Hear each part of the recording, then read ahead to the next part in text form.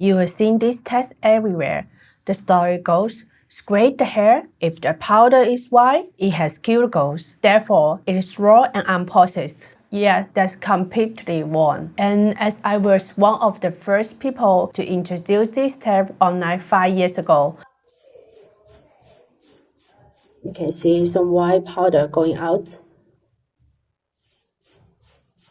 I feel some responsibility to clear things up. That and the original was shot in a bathroom next to a toilet. So yeah, it was time for an upgrade. We are professional now, we have a ring knife and everything. But more importantly, people got meanings wrong, and they missing one thing that matters. What does this tag actually tell you? And the answer is, it only tells you whether the hair was strongly colored. That's it. It's not a raw text. It's not a quality text. It's just a heavy dye detector. So let me show you the test again, starting with the basics. First, I will scrape my own natural hair, which I never colored.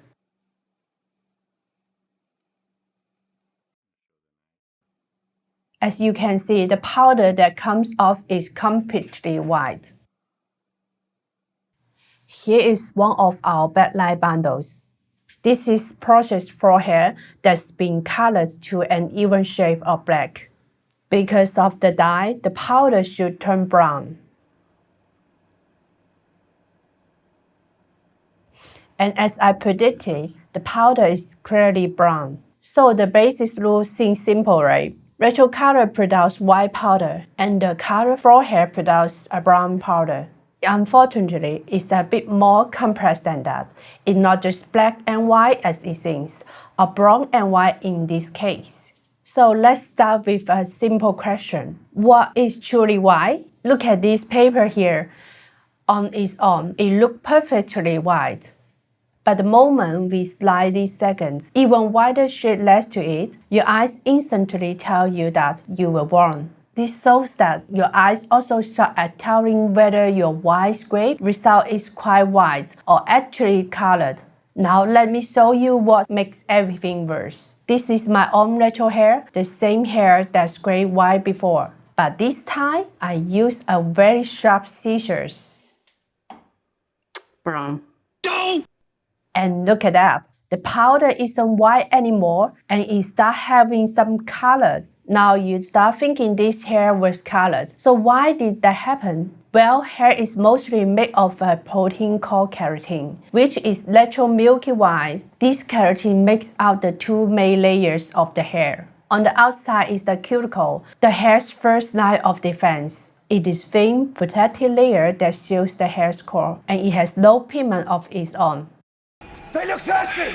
Well, let's give them something to drink! Inside the cuticle is the cortex. This is where the strength comes from, and it is where all the natural pigments is stored. When you scrape the natural color hair gently, you mostly get the colorless white cuticles. But when you scrape something sharp or at a more cutting angles, you are digging deeper and put out more of that pigment cortex. And that's what giving you white powder some color. White is not brown like the black line, but it is not white either. So if my own natural color hair can create creamy powder, that's all the proof you need. The natural color equals white powder rule isn't exactly reliable. So what's another problem with this text? It is only accurate when using enough dye. For example, if a manufacturer is dealing with hair material like this, they might dye it jet black to cover all the flaws. That takes a lot of dye, so it is easy to spot. It screens brown every time. But if the manufacturer is dealing with decent quality hair that just needs a mild dye touch-up, the dye will only be enough to turn white powder to a subtle, warmer tint that's easy to mix. And the scraping gets tricky. Sometimes if you scrape gently, you get a clear brown powder. But when you scrape deeper, it turns white again. Why? Because semi-permanent dye doesn't go deep into the hair and sit right below the cuticles layer. So while scraping the surface gives you the brown dye, scraping deeply just gets you the natural white pigment underneath. So now you are left with 3 different hair qualities, all giving you the same confusing color result. Basically, brown powder is dye. Creamy powder could be retro, could be slicky dye, could be your eyes sucking again. So the much safer conclusion from the scrape text is this. Brown powder means dyed, and white powder means good luck. But you can improve the text reliability with proper technique. As I just explained, some of the false results come from one mistake: scraping too deep.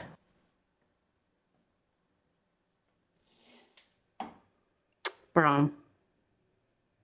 And you have to remember, you don't always have to go deep and hard. It is more about being gentle and finding the right angle.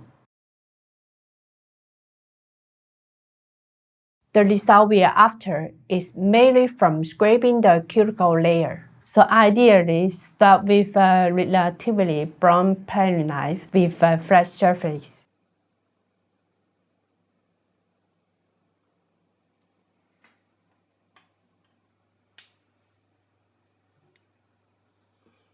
And we gently scrape over the surface like this. If you take it at an angle with a sharp tool, you are not just scraping anymore. You are going through it like a hot line through butter, which is exactly what I end up doing to my own natural hair to get this off-white result. This is obviously far from ideal when you are taxing a batch of extension you still want to sell. So what's my final verdict on the scraping text? It is useful for one thing. Quickly check if the hair is Johnny Dye. And there's a huge clue about the hair's qualities, as Johnny Dye's hair almost always means it is all contains flaw hair. But for everything else, like telling whether the hair is truly natural color or whether it just dyed a little, the scrape tag isn't reliable enough. It is subjective, easy to make mistakes, and just not sensitive enough. But fortunately, we never test the hair only with one single text. And we have a full toolbox of texts we can perform to learn more about the quality of the hair extensions. For example, to find that subtle dye we just couldn't see, we move to an Acetone text. This uses a powerful dissolvent to magically reveal light traces of hair dye. We do have an other video on that, which you can find clicking here. Make sure you subscribe, as we will release more update video on that in the near future. So ideally, start with a relative. Relatively. Relative. Relatively. Relative. So ideally, start with a relatively. This was difficult. Relatively, right? So ideally, start with a relatively. I can't put them together. Relatively. Start with a relatively bone packing brand. Pairing. Start with a relatively.